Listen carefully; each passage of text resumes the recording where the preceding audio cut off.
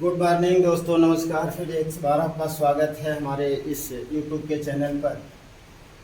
कक्षा 12 के विद्युत धारा के पाठ से एक टॉपिक है व्हीट स्टोन सेतु। इस सेतु का निर्माण 1842 में व्हीट स्टोन ने किया था। इन्होंने 4 प्रतिरोधों को लेकर एक चतुर्भुज बनाया और एक ऐसी संरचना बनाई जिसमें चारों प्रतिरोधों को जोड़ करके एक सिस्टम बनाए, और उसी सिस्टम को, उसी जो संरचना है उसको हम लोग व्हीट स्टोन सेतु के नाम से जानते हैं। इसमें रचना में क्या है, मान लेते हैं हम कि 4 प्रतिरोध R1, R2, R3 और R4, इन चारों को श्रेणी क्रम में जोड़ के एक चतुर्भुज ABCD के रूप में कर लिया गया। और क्या करते हैं, इसके विकर्णों AC के बीच में एक सेल और एक कुंजी लग गई। दूसरा विकर्ण जो BD है, इसके बीच में एक कुंजी K2 और एक गैल्वेनोमीटर लग गया। गैल्वेनोमीटर जानते हैं, जो विक्षेप को बताएगा, तो बाएं और दाएं इसमें विक्षेप होते हैं। अगर ये बाएं जा रहा है तो धारा इसमें बहेगी, या दाएं विक्षेप हो रहा है तो इसमें धारा बहेगी। अगर ये न बाएं आ रहा है, इसका संकेतक न दाएं जा रहा है, तो मतलब इसमें धारा नहीं बहेगी। अगर इसमें धारा नहीं बहेगी तो यह ब्रिज संतुलन में कहलाएगा, और संतुलन में कहलाएगा तो उस स्थिति में व्हीट स्टोन सेतु ने बताया कि R1 और R2 का जो अनुपात होगा वो R3 और R4 के अनुपात के बराबर हो गया। यानी सिद्धांत इसका क्या है कि यदि G में कोई विक्षेप न हो, ये जी समझने से मतलब, अगर मान लो कोई रेजिस्टेंस भी लगा दें और उस रेजिस्टेंस में कोई धारा नहीं आ रही है तो विक्षेप नहीं होगा, अर्थात उसमें धारा ही ना बहे। मतलब BD के बीच में कोई धारा न हो, अर्थात यदि G में कोई विक्षेप न हो तो ब्रिज सेतु संतुलन में होता है, संतुलन में होता है। और जब सेतु संतुलन में होता है तो इसके चारों प्रतिरोधों में एक निश्चित अनुपात होता है, जो होता है R1/R2 बराबर R3/R4। और इस सिद्धांत के आधार पर इन चारों सेलों में से चारों प्रतिरोधों में से अगर हमको 3 प्रतिरोध पता हो तो चौथे प्रतिरोध का मान हम लोग आसानी से इस के माध्यम से, इसके द्वारा जो है हम लोग ज्ञात करेंगे। इसको हम आइए सिद्ध करते हैं। क्या होगा, आते हैं हम पास बनाते हैं, किरचॉफ के नियमों का उपयोग करते हैं। मान लीजिए सेल E से धारा आ गई I A पर जाके जो धारा का नियम है या संधि के नियम है, इसके हिसाब से मान लेते हैं I जो है I1 और I2 में टूट जाता है, तो A पर I जो होगा वह I1 प्लस I2 के योग के बराबर होगा। I1 धारा B पर जा रही है और ये R1 वाले प्रतिरोध में और R2 वाले प्रतिरोध में भी सेम वैल्यू मान ले रहे हैं। ये हम मान के चल रहे हैं कि इस वाले B और D के बीच में कोई धारा नहीं। तो अगर हम प्रथम पास की बात करें, पास ABGDA, ABGDA, तो इस पास में लगे हुए प्रतिरोधों और संगत धारा I1 जा रहे हैं ऐसे, इस पास में चलते I1R1 प्लस, क्योंकि इसमें कोई धारा नहीं बह रही है तो 0 गुणे G, और यहाँ से आगे जब इधर आएंगे तो ये चूँकि धारा विपरीत दिशा में है तो माइनस I2R3 बराबर 0। या हम ये कह सकते हैं I1 R1 minus I2 R3 बराबर 0, या I1 R1 बराबर I2 R3, या I1 अपान I3 बराबर R3 अपान R1।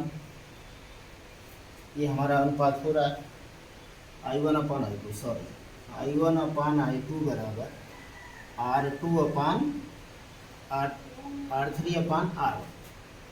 समीकरण नंबर 1 बना। दूसरा पास लेते हैं।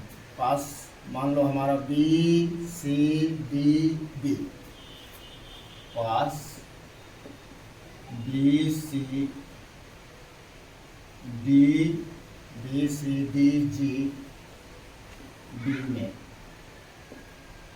B से C आए, यानी I1 R2 C से D पर आए, धारा दिशा उल्टा में है, माइनस I2 R4, यहाँ से इधर जा रहे हैं तो इसमें चूंकि धारा ही नहीं बह रही है, कोई धारा नहीं है, तो प्लस 0 गुणे G बराबर 0, क्योंकि इसमें इस पास में कोई विद्युत वाहक बल या सेल का प्रयोग हम लोग नहीं किया। तो यहाँ से हो गया I1 R2 बराबर I2 R4, या I1 अपान I2 बराबर R4 अपान R2। समीकरण नंबर 2। 1 और 2 से देखें तो I1 अपान I2 जो है R3 अपान R1 के बराबर है। तो 1 और 2 के बाएं पक्ष सेम है तो दोनों के दाएं पक्ष भी सेम हो जाएंगे, अर्थात R3 अपान R1 1 और 2 से R3 अपान R1 हो जाएगा हमारा R4 अपान R2। अब अनुपाती वाले नियम से देखें तो हम इसको यहाँ भी कर सकते हैं, इसको यहाँ भी कर सकते हैं, अर्थात R3 अपान R4 बराबर R1 अपान R2, या ये हमारा सिद्ध हो गया। ये तभी संभव है कि यदि हम चारों प्रतिरोधों को इस प्रकार संयोजित करें कि हम कुंजी K1 को यदि दबाएं तो जो इन प्रतिरोधों में धारा बहे, K2 को फिर दबाने पर इसमें अगर कोई धारा नहीं बह रही तब ये ब्रिज हमारा संतुलित होता है, और उस स्थिति में इसमें अगर इसके बीच में कितना भी प्रतिरोध लगा हो उस प्रतिरोध का इसके तुल्य प्रतिरोध पर कोई प्रभाव नहीं पड़ेगा। अब इस पर एक सवाल देखते हैं। तो हमारा एक प्रतिरोध हो गया, इन चारों में से हमारे 3 पता हो, कोई भी 3, मान लो R1 R3 R4 पता हो तो हम R2 को ज्ञात कर सकते हैं। इनमें से 2 को समानुपाती भुजाएं, R1 और R2 को समानुपाती भुजाएं, R3 को ज्ञात भुजा और R4 को अज्ञात भुजा कहते हैं। अब अगर ये संतुलित है, अगर ये ब्रिज संतुलित है, तो अगर सेल को हमने AC के बीच लगाया, उसी सेल को उठा के अगर BD के बीच लगा दें और यहाँ जो प्रतिरोध लगा हो ये वाला B और D के बीच, उसको A और C के बीच लगाते हैं, फिर भी यह ब्रिज हमारा संतुलित रहता है। यानी सेलों को चाहे A और C के बीच में लगाएं, चाहे B और D के बीच में लगाएं, संतुलन पर कोई प्रभाव नहीं पड़ेगा।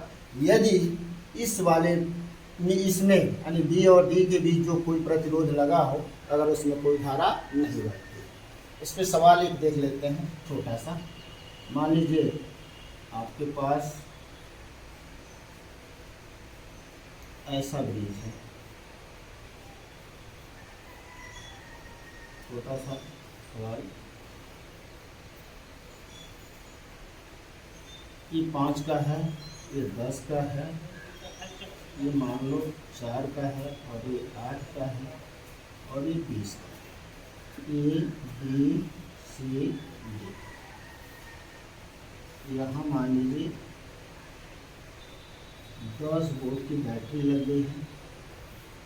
अब हमें पूछ सकता है इस सवाल में कि इस परिपथ का तुल्य प्रतिरोध बताओ, इस परिपथ का तुल्य प्रतिरोध बताओ। तो हम अगर ब्रिज के नियमों का या किरचॉफ के नियमों का प्रयोग नहीं करेंगे तब तक हम इसका तुल्य प्रतिरोध नहीं निकाल सकते। ए और सी के बीच का तुल्य प्रतिरोध निकालना है तो ए और सी के बीच में 5, 4, 8, 10 और ये 20, ये 5 प्रतिरोध हैं।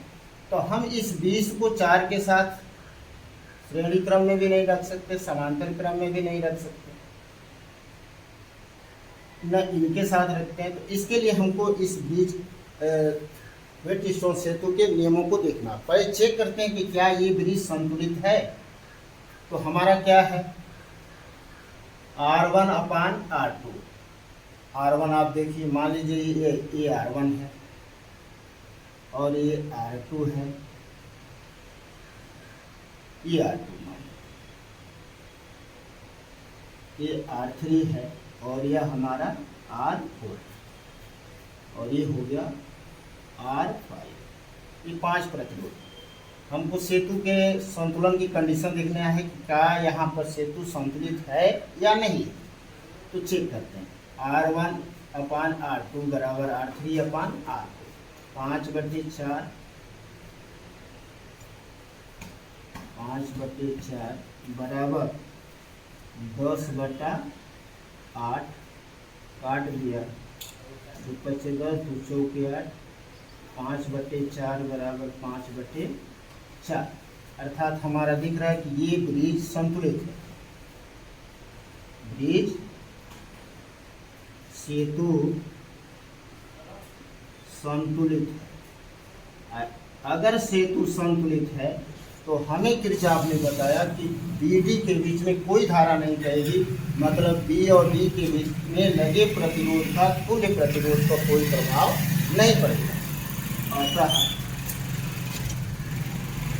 R5 जो हमारा 20 ओम का है,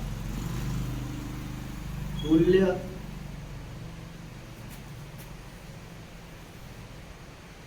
प्रतिरोध पर कोई प्रभाव नहीं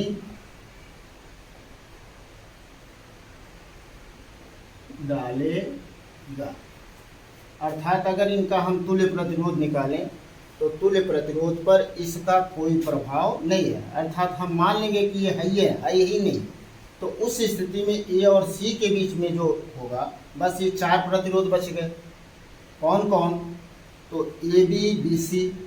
अगर यह नहीं है या अगर ये नहीं है तो आपकी स्थिति क्या बनेगी? मान लेते हैं कि थोड़े समय के लिए अगर ये नहीं है, जिसमें कि धारा ही नहीं बह रही, तो चाहे ये रहे चाहे ना रहे, इस प्रतिरोध का इस परिपथ में बहने वाली धारा पर कोई प्रभाव नहीं है। तो उस कंडीशन में बच जाएगा 5 और 4 ओम जो श्रेणी क्रम में है, 10 और 4 8 ये भी श्रेणी क्रम में है। तो ये परिपथ हो जाएगा हमारा इस तरह का, AC यहाँ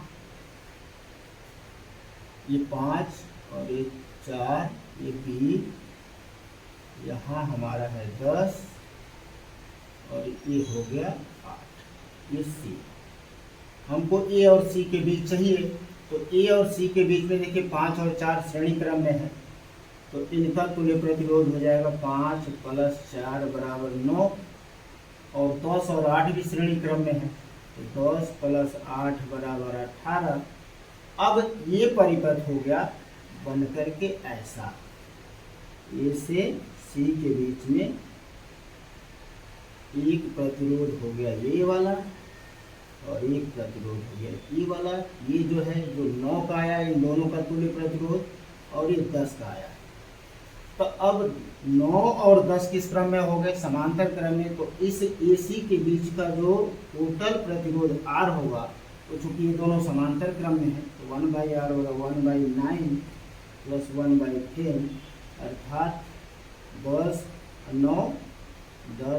9/90, 1/R या 1/R बराबर हो जाएगा 90/100। 19/90, तो R का मान हो जाएगा 90/19।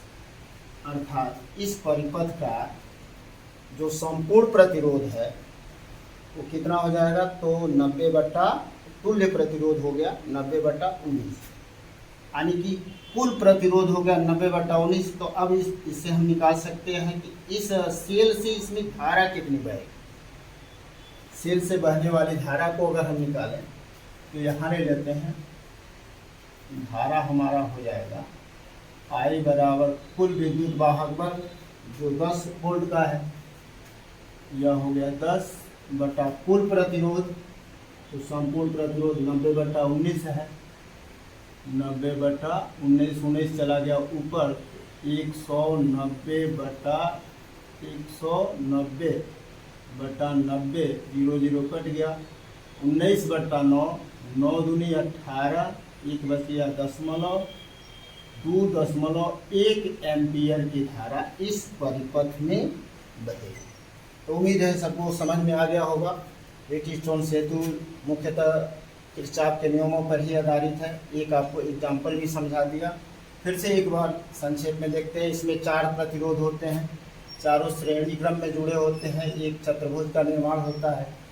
पहले वाले विकर्ण के बीच में सेल और कुंजी होती है, दूसरे वाले विकर्ण के बीच में गैल्वेनोमीटर लगा देते हैं और एक कुंजी लगा देते हैं। इसके संतुलन की कंडीशन क्या है कि जो ये भुजाएं हैं, इन भुजाओं में लगे हुए प्रतिरोधों का अनुपात अर्थात R1 और R2 का अनुपात R3 और R4 के अनुपात के बराबर यदि हो गया तो इस वाली भुजा में कोई धारा नहीं बहेगी और उस स्थिति में यह ब्रिज संतुलित होता है।